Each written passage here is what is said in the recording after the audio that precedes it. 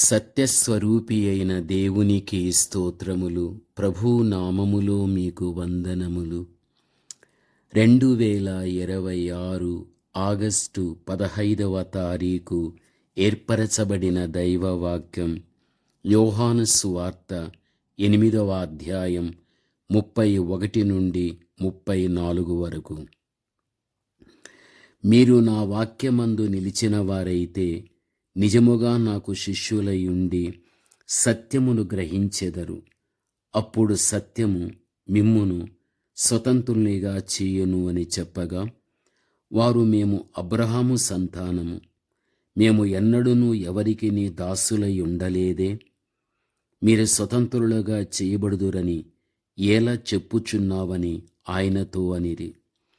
అందుకు యేసు, పాపము చేయు ప్రతి వాడును పాపమునకు దాసుడని మీతో నిశ్చయముగా చెప్పుచూ ఉంటున్నాను.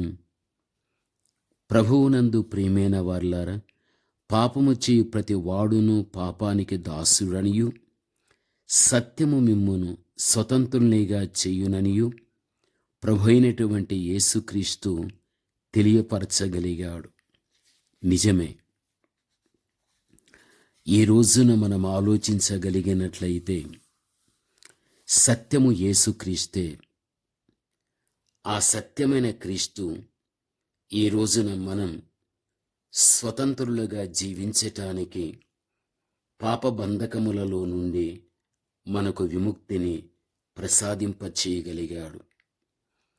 ఎవరైతే పాపం చేయడం జరుగుతుందో వారందరూ కూడా పాపానికి దాసులు అన్న విషయం మరిచిపోకూడదు.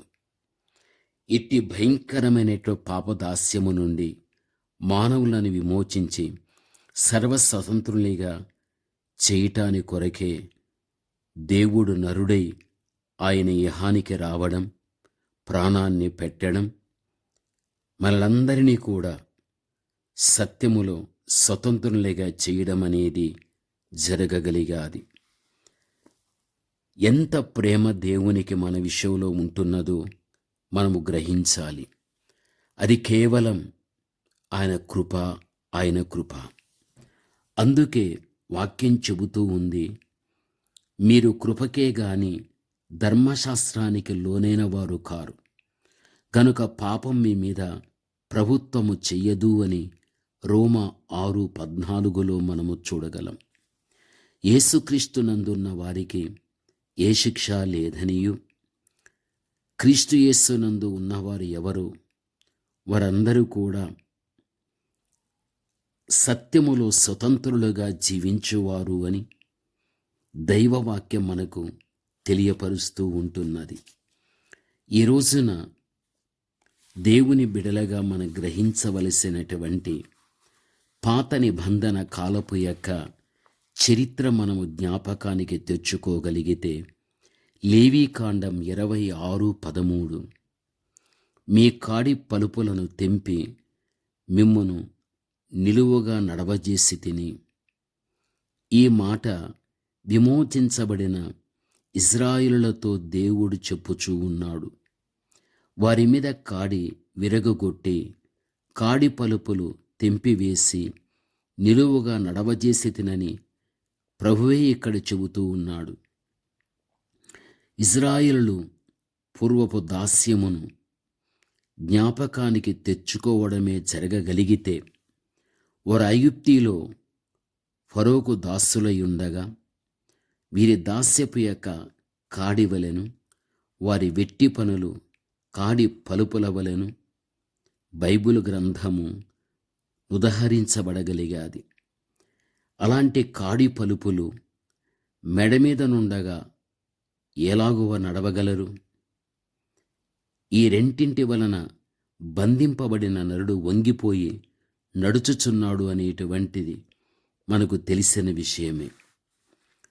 అయితే ఆ దేవాది దేవుడే ఆ భయంకరమైనటువంటి పరిస్థితులలో నుండి దేవుడు వారికి విమోచన దయచేసి వారు స్వతంత్రులుగా దేవునిలో జీవించటానికి ఒక గొప్ప అవకాశము దేవుని నుండి వారికి కలుగగలిగాది.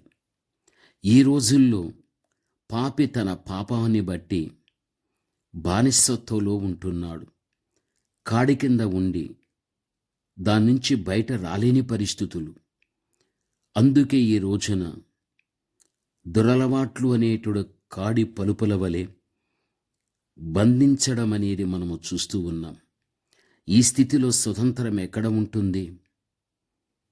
ప్రభువునందు ప్రియమైనటువంటి వాళ్ళారా, దేవాతి దేవుడే ఆ కట్ట నుంచి దేవుడు వారిని విడిపించి స్వతంత్రులుగా చేయడం అనేది వాక్య భాగములో చూడగలం.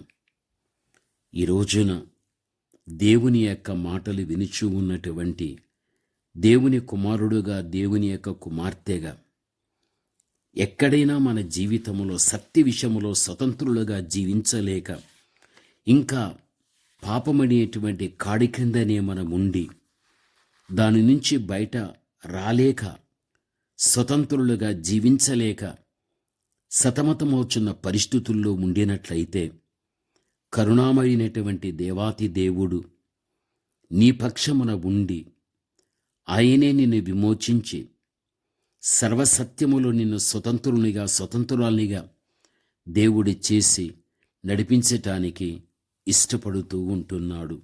ప్రార్థన. పరమతండ్రి అయిన మా దేవ, ఘనమైన మీ నామమునకు స్తోత్రములు నాయన.